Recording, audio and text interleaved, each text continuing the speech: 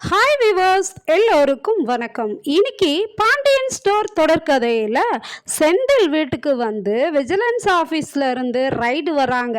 அப்போ ஒருத்தர் கால் பண்ணுறார். கால் பண்ணப்போ செந்தில் என்ன சொல்கிறாருன்னா, மீனா, லஞ்சத்துறை ஆஃபீஸ்லேருந்து ரைடு வராங்களாம், நம்ம வீட்டுக்கு தான் வருவாங்க, கோட்ரஸ்க்கு தான், வா போகலாம் அப்படின்றாரு. சொல்லி பேசிக்கிட்டே இருக்கும்போது டக்குன்னு என்ன பண்ணுறாங்கன்னா, இவங்க ஆஃபீஸர்ஸு வந்துடுறாங்க.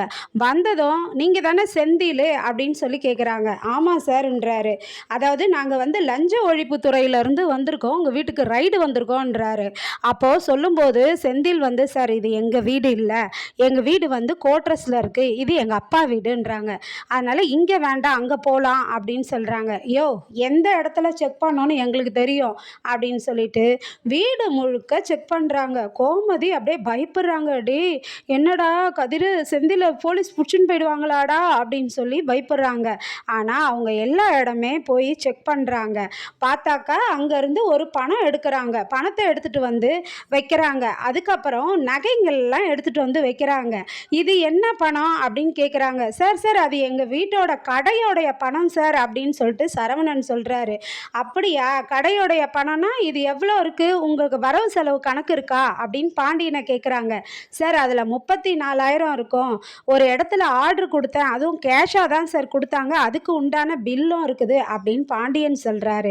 அதுக்கப்புறம் இந்த நகைகள்லாம் வாங்கினதுக்கு அத்தாட்சி பில்லு இருக்குதா அப்படின்னு சொல்லி கேட்குறாங்க. இருக்குது சார், அதுக்கு எல்லாத்துக்குமே பில்லு வச்சுருக்கேன்னு பாண்டியன் சொல்கிறாரு. அதுக்கப்புறம் தேடி பார்த்துட்டு, செந்தில், உங்கள் வேறு வீடு சொன்னீங்க இல்லையா, கோட்ரஸு, அங்கே போய் செக் பண்ணோன்றாங்க. இல்லை சார், அங்கே எதுவுமே இல்லைன்றாரு. அதை நாங்கள் சொல்கிறோம்யா, இருக்கா இல்லையா அப்படின்னு சொல்லிட்டு பேசுகிறாங்க. ஆனால் பாண்டியன் வீட்டுக்கு வெளியில் ஏய், செந்திலோ மீனாவோ யாரு தெரில, லஞ்சம் வாங்கினாங்கன்னு 2 பேர் இருக்காங்க அங்கே, கவர்மெண்ட் ஆஃபீஸரு, வாங்கியிருப்பான் தான். ஒரு வேளை பாரு, அந்த பாண்டியன் எப்படி பேசுவார், ஆனால் அவர் வயிற்றுல பிறந்ததுங்க இப்படியா அப்படின்னு சொல்லிட்டு வெளில பேசுகிறாங்க.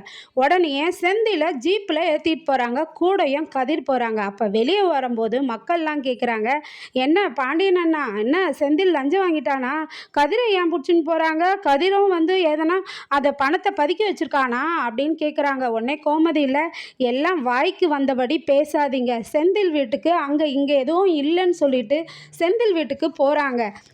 அவங்க ஆஃபீஸில் யாரோ லஞ்சம் வாங்கியிருப்பாங்க போல இருக்குது, அதனால தான் வேலை செய்கிறவங்க வீட்டிலலாம் சோதனை போடுறாங்க அப்படின்னு சொல்லிட்டு இது கோமதி சொல்கிறாங்க. அதுக்கப்புறம் செந்தில் வீட்டுக்கு போகிறாங்க. மீனாவையும் செந்திலையும் சைலண்ட்டாக உக்காருங்க, யாருக்கும் ஃபோன்லாம் போடக்கூடாது, நீங்கள் நாங்கள் செக் பண்ணி முடிக்கிற வரையும் நீங்கள் இங்கே அமைதியாக உட்காருங்கன்ட்டாங்க. அப்புறம் வீடு முழுக்க சோதனை போடுறாங்க. அங்கே இருக்கிற அப்பார்ட்மெண்ட்டில் இருக்கிறவங்கெல்லாம், என்ன மீனா, என்ன செந்தில்னு வராங்க. ஏங்க, யாரும் உள்ளே வரக்கூடாது, இது லஞ்சத்துறை அதிகாரிங்க வீட்டை சோதனை பண்ணுறாங்க, அது வரையும் யாரும் உள்ளே வரக்கூடாது, வெளியே போங்க அப்படின்னு சொல்கிறாங்க. அப்புறம் செந்தில் என்ன சொல்கிறாருன்னா, கதிர்கிட்ட எல்லா பணத்தையும் நான் அப்பா சொன்ன மாதிரி ஏழைங்களுக்கு செலவு பண்ணி கொடுத்துட்டேன்டா, எதுவும் வீட்டுக்குள்ளெல்லாம் இல்லைடா அப்படின்னு கதிர்கிட்ட சொல்கிறாரு. கதிர் அண்ணா, எதுவும் இல்லை, அதனால் நீ பயப்படாதண்ணே, இருண்ணே, அமைதியாக இருண்ணே அப்படின்னு சொல்லிட்டு ஆறுதல் சொல்கிறாரு. பார்த்து எல்லாருமே லஞ்ச ஒழிப்புத்துறை ஆஃபீஸர்லாம் என்ன சொல்கிறாங்கன்னா, இங்கே பாருங்கள் செந்தில், உங்களுக்கு யாராவது கால் பண்ணாங்களா, நாங்கள் வருவோன்னு சொல்லிட்டு, பணத்தெல்லாம் அதனால் பதுக்கி வச்சிட்டிங்களா அப்படின்னு கேட்குறாங்க. இல்லை சார் அப்படின்றாங்க. அப்புறம் சரி, நீங்கள் யார்கிட்டையாவது லஞ்சம் வாங்கியிருக்கீங்களான்றாங்க. இல்லை அப்படின்னு சொல்கிறாரு. அதுக்கப்புறம் நாங்கள் தேடினதில் எந்த இதுவும் கிடைக்கல, பொருளும் கிடைக்கல, அதனால் நாங்கள் இங்கே ரைடு பண்ணிட்டோன்றதுக்காக நீங்கள் ஒரு சைன் பண்ணுங்க அப்படின்னு சொல்லிட்டு செந்தில்கிட்ட சைன் வாங்கிட்டு போயிடுறாங்க. அங்கே எதுவுமே இல்லைன்னுட்டு. அப்போ செந்தில் மனசு வருத்தப்படுறாரு. ஏய், நான் இன்னும் கொஞ்ச நாளைக்கு முன்னாடி வந்திருந்தா என் வீட்டில் கட்டாக பணம் இருந்திருக்கோண்டா, எடுத்திருப்பாங்க, நான் அசிங்கப்பட்டிருப்பேன்டா, ஆனால் கடவுள் படுற என்னை காப்பாற்றிட்டாரு, யார் செஞ்ச புண்ணியமோடா அப்படின்னு சொல்கிறாரு.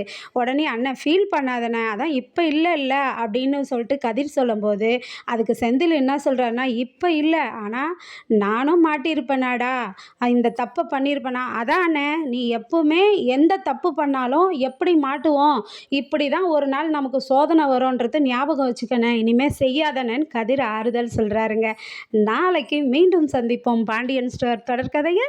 நன்றி, பாய்.